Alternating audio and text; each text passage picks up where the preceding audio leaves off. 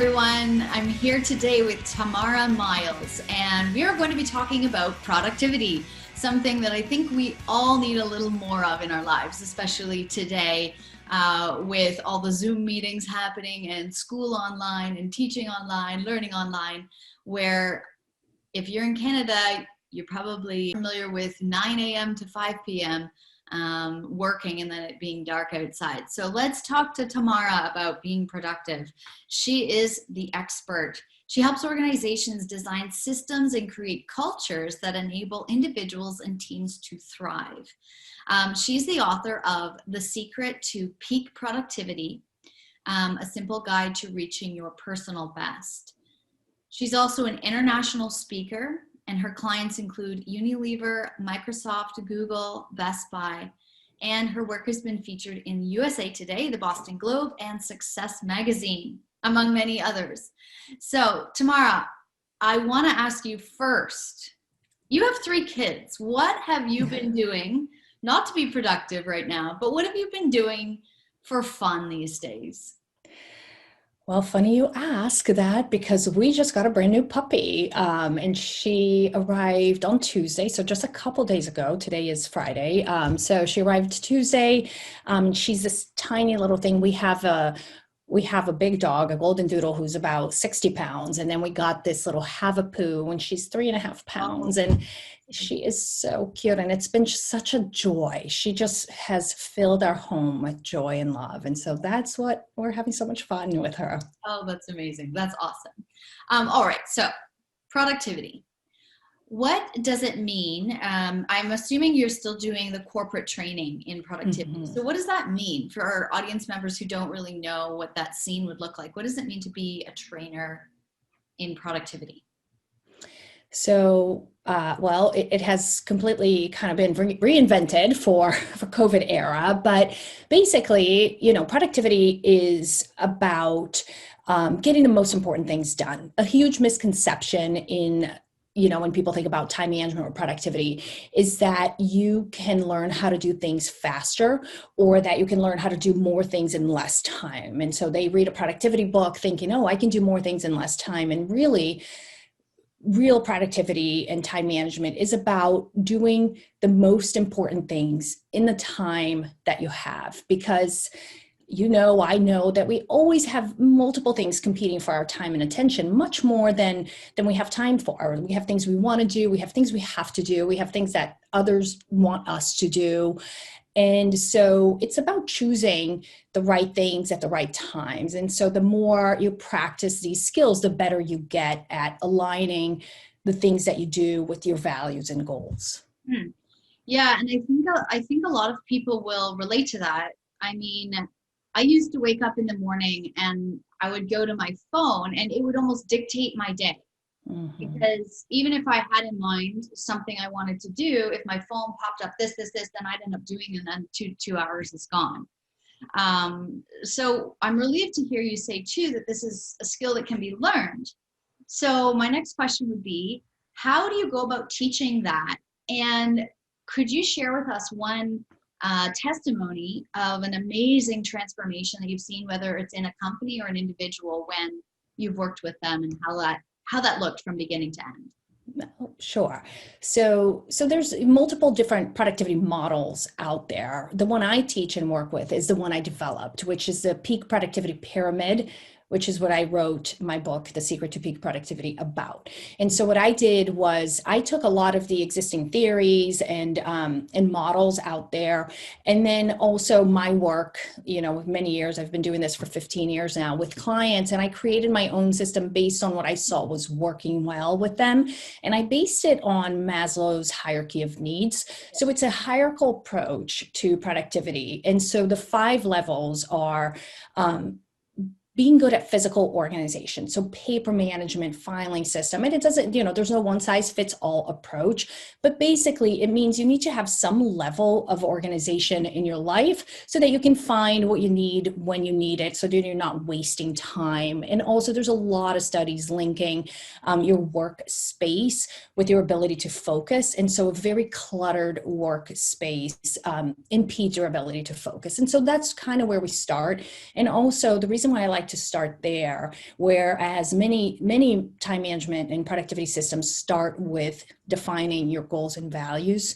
Is that in my experience, working with people that are completely, by the time somebody calls a productivity coach, they're really overwhelmed. They're falling behind. They're very reactive. And so they don't have the mind space to really think deeply about what do I care about? What's really important to me? What are my goals?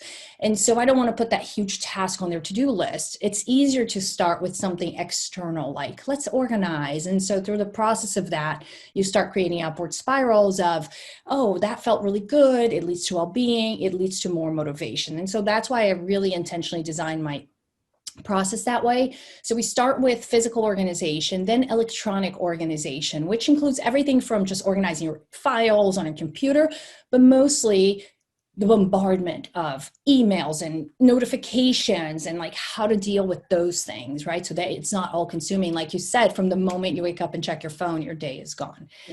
And those two levels I call success. That's like the minimal threshold, not success, survival, the minimal threshold you need to just kind of survive in life and business. You need to have some competency in those two.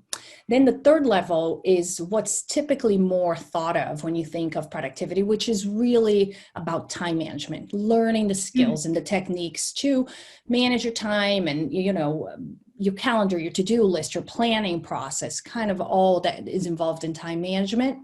Then we're ready to do activity goal alignment.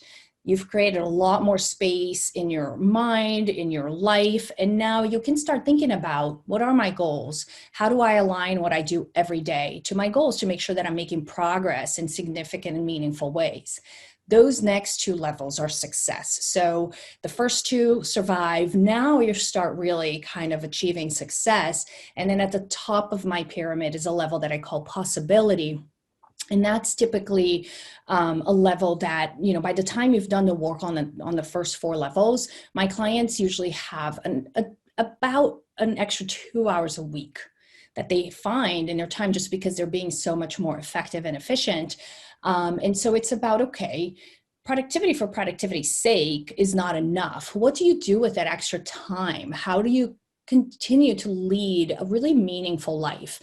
And so that's about looking at, you know, possibilities that you didn't have in life before, going back to a hobby, volunteering, or fun.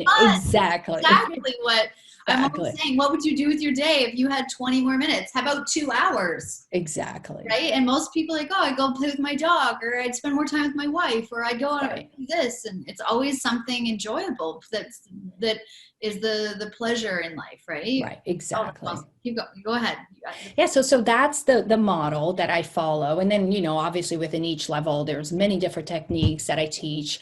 But to answer your question about a significant change, I'll tell both a corporate and a personal case, but I worked with this client for a couple of years on one-on-one coaching. He was a business owner. He owned a small business, and he was working like a lot of business owners, you know, that start the business grows, and now they have 20 employees. It's really hard, I find, for those leaders to know like what to delegate, how much to delegate when they were used to doing it all themselves. And so he was working 60 plus hours a week, doing everything from the little things to the big strategic planning things. His life was a little bit overwhelming and a bit of a mess. He had no time for personal endeavors. He was working all the time. And so he had, wanted to find a romantic relationship and marry and all that. But he was kind of in this like hamster in a wheel cycle.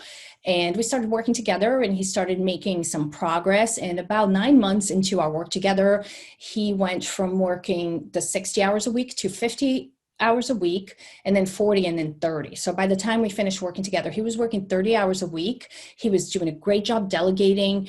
And, you know, the thing with delegation that's a misconception is that people think you're just like punting the work you don't want to do. Right. But it's actually a great way to develop people, to give them like meaningful task responsibility, teach them, and then, you know, let them go off and run. It's the same with kids. As a parent, it's so much easier to tie your kids' shoes or to do, it's faster. But when you teach them, and then they want to learn, right? And so you can think about it in that parallel. But anyways, at the end of our 2 years working together, so it was 9 months of like really hands-on coaching and then a lot of maintenance work. But by that end, by the end of the 9 months, he was working 30 hours a week.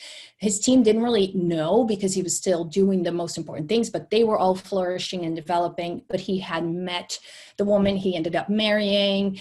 Wow. They're now pregnant. So he was able to, one of the things that's really important to him, spirituality, he was able to go back to that side of himself and further develop that volunteer. And so it created really significant changes in his life. So that's one example. And then another example, I worked with a financial organization. I worked with all the leaders there and setting up practices across the organization, policies, and really a culture shift to allow people time to block their calendars, do deep focused work instead of being available 24/7, responding to messages. And so we found what worked for them so they can still be responsive to their clients because they're in a client service organization. You can't just be like, oh, shutting everything off, right? So there's a balance there. We found that balance. And again, we were able to transform the organization from a place with high turnover and huge employee distress where people were not happy to a place that was flourishing and thriving, a lot more open communication. People felt a lot more autonomous and felt like they had more control over their time. Yeah. Wow. Okay. Well, that's amazing. The two examples there, you hit on a lot of things, especially with the gentleman you worked with, empowering those other people in his company to do the jobs that they're able to do, right? And that's what it really takes when you're working with a company and doing that whole culture shift. I'm kind of curious in the corporate world. In the corporate world, what kind of roadblocks do you come up against when, trying to bring in new policies, new procedures, new strategies around this productivity? Do you find that there's pushback? What's the response you get? It's hard because the bigger the organization, the more alignment you need from everyone in the top, especially in order to shift things. And so, so productivity in a way is part of it is very personal, like it's personal productivity. Like you need to have the systems in place, the planning and all that works for you up to a certain level. So even if you go to an organization who has like really good rules and policies in place, if you as a person don't have systems, where you know how to be productive, how to stay on track, how to plan and prioritize and all of that, you're still going to struggle. And so part of that is this personal productivity. The other thing then from a corporate standpoint, it really requires a leader. So it's from the top to the bottom, but also bottom up, because so people need to be bought in and have the systems and develop those skills themselves. But then from a top down level,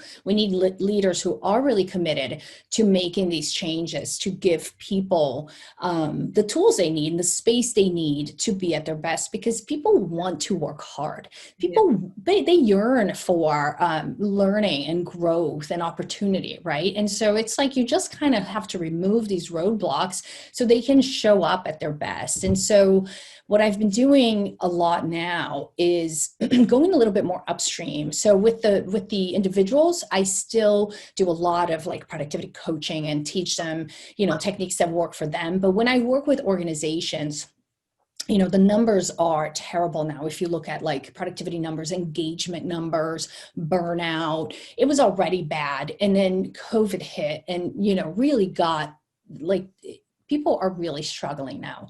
And so instead of just putting out fires and focusing on just engagement or just productivity or just burnout, if you go a little bit more upstream and focus on making work meaningful.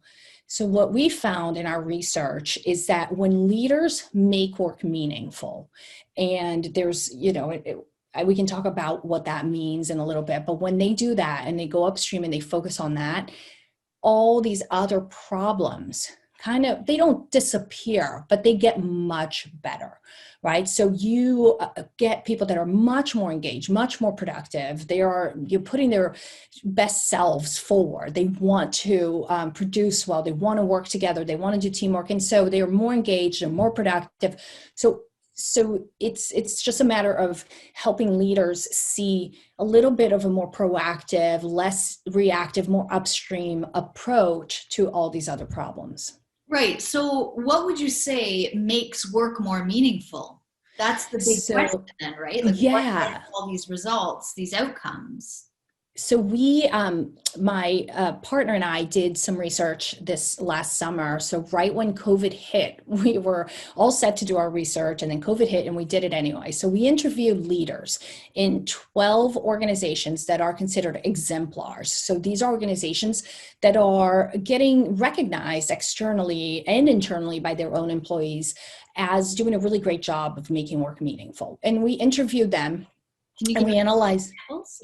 Yeah, so Google, Microsoft, Chick-fil-A, KPMG, 15.5, BetterUp. So we try to go across many different industries, across many different sizes. So our smallest company had 150 employees, and our largest company, Marriott, had 750,000 employees globally. Wow, So we tried to get a really strong sample. And when we analyzed the data, there were 10 leadership behaviors that emerged as the way that leaders can make work meaningful. And the 10 behaviors fall into 3 big buckets. And so think about it as almost like a Venn diagram, where it's belonging, impact, and excellence.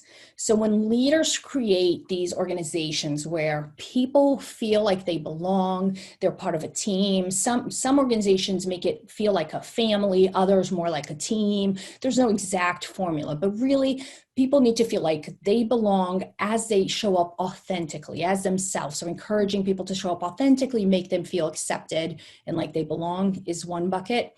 The other one is impact. So knowing how the work that you do matters.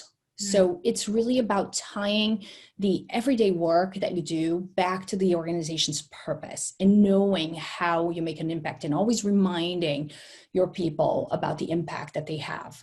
And then finally, excellence is about creating opportunities for growth.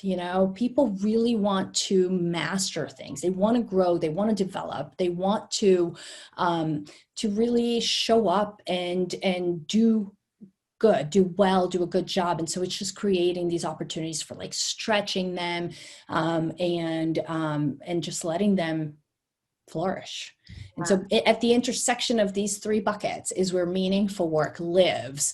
And it's important to note that it's kind of like a multiplier effect. A lot of organizations are focusing right now on belonging. There's a lot of diversity, equity, and inclusion efforts, and that's really great. And that's really important, but that alone does not make work meaningful, right? You need that and the other 2, and it's a multiplying, because if one of the other 2 is at 0, it doesn't work. So it's a multiplier effect. You need all 3. Yeah. Wow. Yeah, that's amazing. I would love to see that diagram laid out. It just seems, it's funny because I think we try to overcomplicate things in the corporate world, in business, where really it's just that simple. Belonging. It's so amazing. It's those 3: belonging, impact, and excellence. It's like, everyone wants to have that. Everyone wants to be part of something. And I want to just kind of point out something that you said that you're like, it is just so simple. And that was something that really came up again and again in our research. We were interviewing these top leaders, and, we went into this research thinking we were going to discover something new, and it was going to be like rocket science. It's going to be so exciting. And the data started coming in, and we're like, that's just common sense. That is so common sense. What? And we were a little disappointed at first. And then we were like, that's amazing, because it's common sense. So it's easier to do because it makes sense. You're not convincing people of it, but it's not common practice. Right. So now we're working with how do we make these common sense things be also common practice? And so, yes, they're simple, but they're so powerful. Yeah. And so I get like common sense again. My question to the world, and especially the corporate world, is why aren't you doing it? Yeah. It's so simple.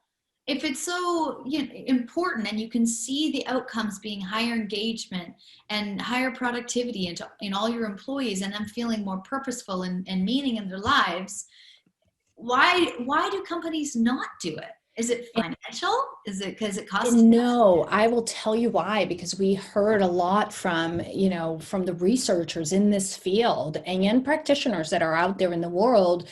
And what they say is, okay, yes, leaders know that they need to make work meaningful, but they just don't know how. They don't know how. And so that was our big mandate in a way. We wanted to go and analyze this data and find out, like, how can we teach these leaders the skills? Because even if you say, okay, leaders, go make people feel like they belong, you're like, wait, how? And so that's where like these 10 behaviors emerged. And so some ways where leaders can feel like people belong, one of the ways is by right away from the interview process, choosing character over experience. So all the companies we interviewed are really clear about, what their purpose is, what their values are. And most of them through the interview process have also a values interview as part of it, because they want to make sure that they're hiring people that care about the same things that you care about, because right away they're going to feel like they belong, because many people together caring about the same thing, you trust each other. So not to say that you're not hiring diverse people, you can have diverse people that still care about the same thing. And so that's one way to do it. Another way to do it is to really engage and embrace the whole person. So creating psychologically safe environments that allow individuals to bring their whole selves to work. And that's risky. It's vulnerable to show, a lot of people come to work with an armor. Yeah. And to encourage taking that armor down, and vulnerability is hard. And so it's not enough to just encourage that, but also to then, when they do, to embrace and celebrate them when they do. And it creates this, kind of virtuous cycle of people being able to show up, very authentically. And I can tell you a story. One of the companies that we interviewed that does this extremely well, it seems like they do everything from a culture standpoint extremely well, is Hubspot. They get named again and again, right? Top places to work. And that we interviewed their chief people officer, Katie Burke, and she told us that right when COVID hit, they knew right away that their parents, their population of parents would be hit pretty hard because all the kids were home. And so they right away hired musicians to do live concerts for the kids. Amazing. And every night for a few nights, they had a musician live so that the parents could get a break. And so that's a really good example of embracing the whole person. They know that these people are not just robots that show up to work, that they have a life, that they're parents, and now you're in their home. How can we make it easier? Another thing that they did that was remarkable was they knew that the AA people, like the people who have addiction, would struggle because all the AA meetings got shut down. Right. So they hired AA facilitators to facilitate virtual meetings so that their population that has addiction could still go to meetings. And that's another beautiful example of engaging and embracing the whole person. And so these companies are really intentional about practices like these. Yeah. No, and it's definitely those intentions that other companies can learn from. And I think you said something really important for people who are wondering, if they're a leader or CEO of a company, I don't know what to do. I know what I'm supposed to do, but I don't know how. It's the how. Mm-hmm. Yeah. That's exactly what a productivity coach does. And actually it's very similar to what I would do as a CFO, go in using fun, but fun is what creates the productivity in the end anyways, right? Is creating that environment where people are safe. And I guess that's where I'm redefining the word fun a little bit in, wouldn't it be fun if everyone felt comfortable here? Wouldn't it be fun? And then, it's like, okay, well, how do we do that? Yeah. And then that's where you can teach and take some action. So, yeah, because if you ask, I think probably a very high percentage of people, if you just ask anecdotally, like, do you want to have more fun at work? Yeah. Yeah. Okay. So how do leaders, how can they? It's the how, like they get stuck on the how. Yeah. And, every initiative, every implementation of something, it requires time, effort, sometimes money. And so for you to go about it without knowing how, sometimes it's just easier to not do it at all. And so they stop. And so I think now it's easier to focus on these downstream problems of like disengagement or productivity. That's one thing. And there's, okay, let's hire a productivity coach, or let's hire an engagement consultant or whatever. And you focus on those one things, but really it's remarkable that the findings and all the research in positive organizational scholarship, positive psychology, our own research, it's very clear that when you make work meaningful, a lot of these other problems simply are not there anymore. Yeah, exactly. So I guess the next question is, in the times right now with COVID, what would you say would be the leading reasons why people should invest, companies should invest in, like you just said, productivity coach or CFO, more fun, investing into their employees? Why is that so important now? Because I feel like the companies that invested, the ones you mentioned, 5 years ago, are in actually pretty good shape right now, and their employees are doing okay. Yeah. Whereas others are in disarray. But how can those companies that are going, oh my goodness, this is bad, we want to make this better, what should they be doing right now? What could they take action on? That's a great question. And it's something that, I've been thinking a lot about, and also working with leaders a lot on. So yes, it is true that these companies that were already doing it benefited from having already been doing the work, but we're still talking to them, and their work isn't done. It's not like they're like, oh, we did it, we're great. They are. I heard from one of the leaders that we interviewed. We spoke with her recently, and she said, we are micromanaging our culture right now. It was easier before because we were, even though they had some remote workers, they had like a place where people went and the culture kind of lived, and now it's kind of spread out. And so they're still doing the hard work. And so I think the first thing is this awareness of, it's not something you do and it's done. Things always evolve, and it's a constant work and constant effort. You have to have intentionality around it. And I think that's the first thing. The other thing that I'll say is, there's that famous quote, never let a good crisis go to waste.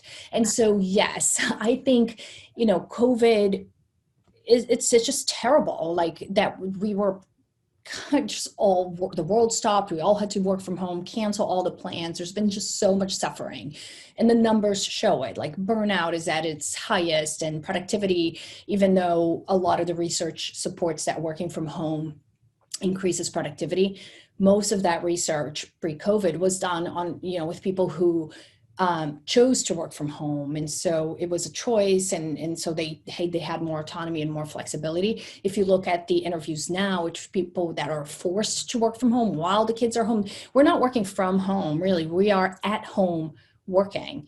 We're at home working with our kids and our puppies and everything. So it's different. And so productivity is down. And mental health is that it's not doing well. People are struggling. Depression numbers are high, anxiety numbers. And so overall, it's a grim landscape. And also, it accelerated these trends that we knew were coming, but how would they come? And just forced us into this world where, we can trust people to work from home, and look at that. Like, they are getting things done. And we are showing up in people's offices and living rooms, and we hear their dogs and we see their kids. And so in a way, it kind of forced us to recognize each other's humanity and see each other as a whole person.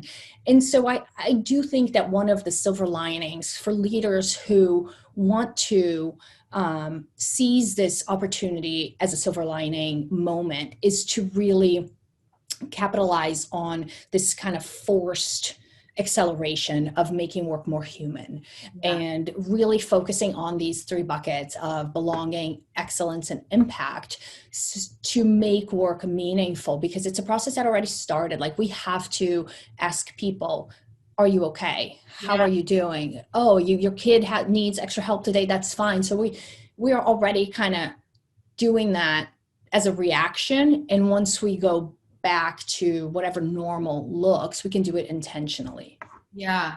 Oh, I really love that. It's almost like the universe said something to us, Yeah. gave us an opportunity to, yeah, to carry this on, this caring for each other, this, oh, the dogs are running around. Oh, I'm so sorry.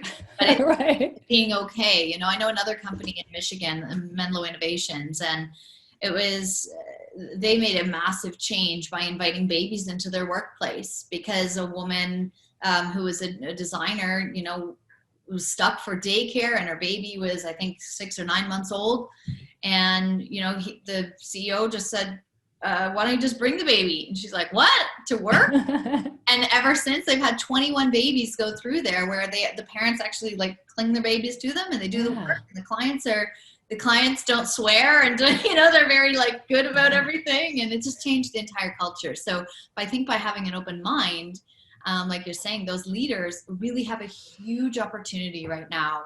And if you don't know how, the how is get a coach, hire a productivity coach, work with a CFO, you know. Yeah. I mean, and there's also, you know, there's also research out there, there's information out there. And so read up on meaningful work, on how to bring fun into work and play. I mean, there's so much information out there that even just starting with just informing yourself and reading and then hiring a coach. And I mean, there's a lot, but I do think like this is a unique moment in history, and it gives leaders the impetus to move into this higher level of action and vision, right? So maybe it's something that was kind of percolating at the, you know, kind of in their subconscious, or, you know, even with the millennials moving into the workforce and really yearning for more purpose. Like the millennials really came into the workforce wanting not just a paycheck. They wanted to do work that's meaningful, and it has transformed the whole work landscape into, it's this term that has been coined workism, because people don't just want a paycheck. They want much more from work now. They want the community. They want belonging. They want meaning. And this was already happening. I think the millennials accelerated it. And then COVID like just kind of made it explode. And so it is a unique moment. And I think leaders are very well positioned to bring this to life at work, you know, because we spend more than a third of our lives at work. Wouldn't it be better if work was fun, if work was meaningful, right? It just makes sense. Yeah. Yeah. Again, it's back to the common sense, right? About that.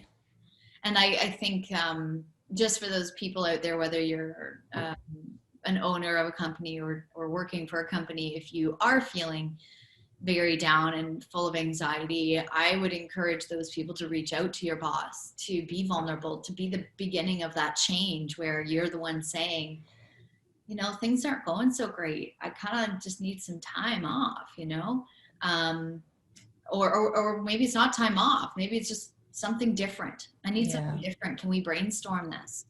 Or those people, like going back to what you said at the very beginning of the talk, about just maybe do one thing today. Maybe just clean up the papers around your desk. Right. And that's it. Yeah. And be okay with that, and not judge yourself for not being productive. You know, be okay with the way things are, and really just starting to accept ourselves that in whatever, you know, environment we find ourselves in. Because sometimes I think it gets so overwhelming that even listening to a talk like this is just like too much for some people, right? It is. I mean, we're living with so much uncertainty right now, you know, and our brains don't like uncertainty. We like really avoid uncertainty and try to control the things we can control. And it's been hard because there's no date that we know, okay, April 1st, you know, so it's this kind of ongoing uncertainty, and and we are struggling, and, you know, we are wired for connection. We are wired to read each other's emotional cues and eye expressions and stuff. And that's why we're so fatigued on Zoom. And so it's like, it's a convolution of like so many things. But I do think, you know, it's hard.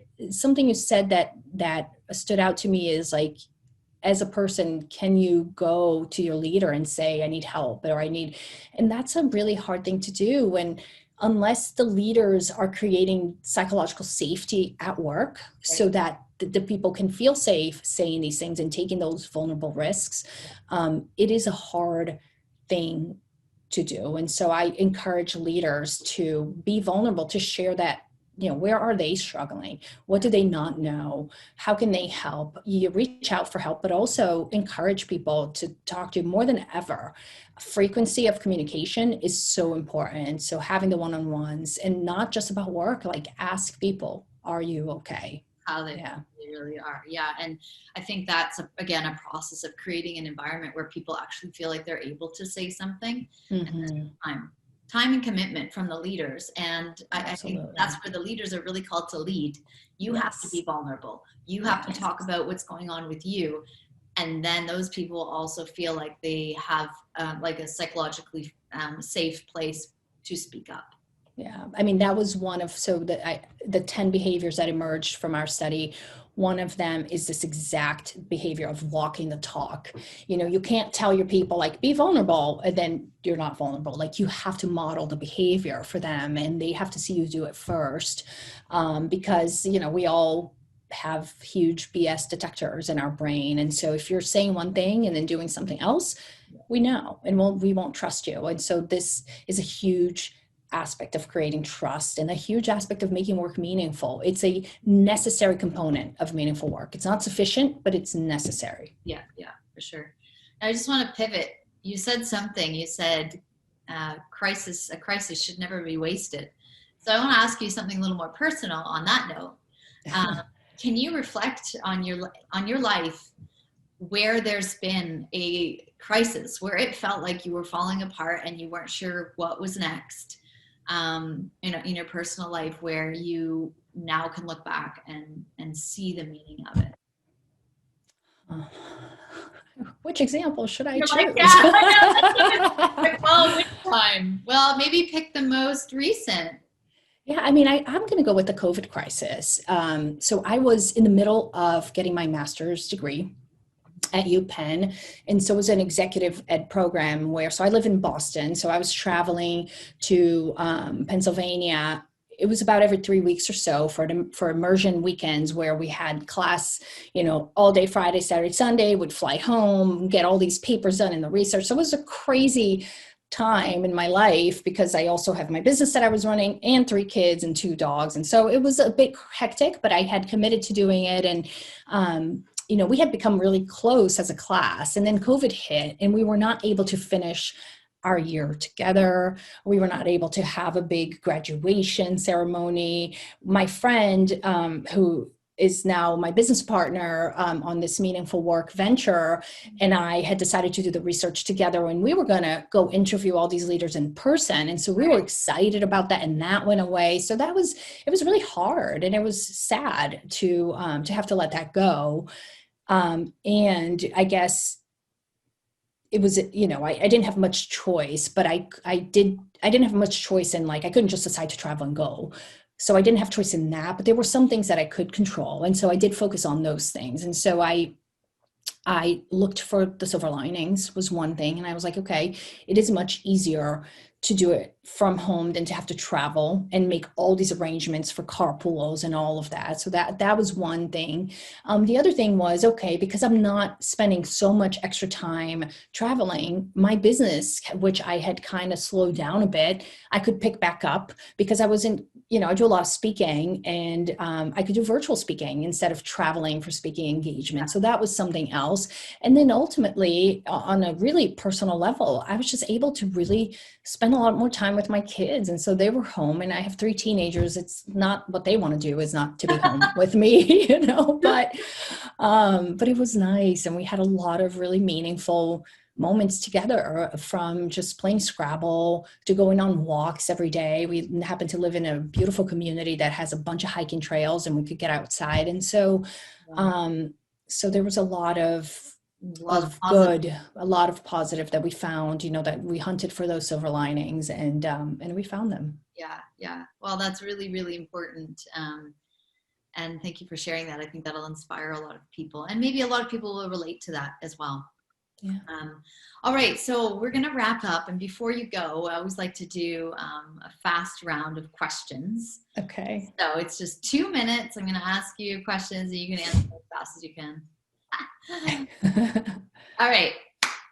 What's one thing in your life that you would love to do, but you haven't done yet? Learn how to play the guitar. Oh. What do you love about yourself? I love that I am dual citizen. I love that I grew up in Brazil. I spent half my life in each country. And so I think that helps me bring multiple perspectives into what I do.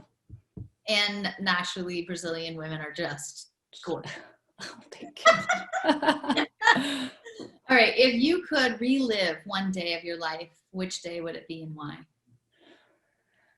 Oh, that's a hard one. If I could relive, I would pick 3, and it would be each day that I became a parent to each of my 3 kids, when I met them for the first time. That's a very common, I think that's because like the chemicals in the brain, the love, it's so overwhelming. It's so overwhelming. Yeah, it's amazing. Oh, that's great. What did you want to be when you grew up, like back when you were a kid? When I was little, I wanted to be a singer. And then when I was a teenager, when I was 14, I decided that I was going to live in New York City and work in advertising. I decided that when I was 14, and I was, it took me 10 years. And when I was 24, I did it. I was living in New York City working in advertising. Awesome. What would your husband say is the best thing about you? I think he would say how caring I am. And the last one, what song, hands down, gets you on the dance floor every time? I Will Survive by Gloria Gaynor. Not only gets me on the dance floor, that is my go-to karaoke song. Oh my goodness, I would love to see you sing that karaoke, maybe after a few drinks. Oh, I don't need a few drinks. I will sing it no matter what. Like, it is my... I love it. That's really awesome. Okay, fantastic. Well, thank you so much, Tamara, for being here with us. It was just such an honor to hear you speak so clearly about what is needed in the world today, especially in the corporate world. But I think a lot of those ideas we can apply to our own personal lives. Tamara's most recent book is The Secret to Peak Productivity. Tamara, where's the best place for people to find your book? So it's, I guess the easiest place these days is Amazon, but Amazon, Barnes & Noble, like it's sold everywhere, the books, yeah. I used to say, anywhere books are made or available, you can find the book. Yeah. Yes, all right, fantastic. All right, thank you so much, Tamara, for being on the show. I'm Rebecca Benedike, I'm your CFO, and we hope you have a great day. Bye. Thank you.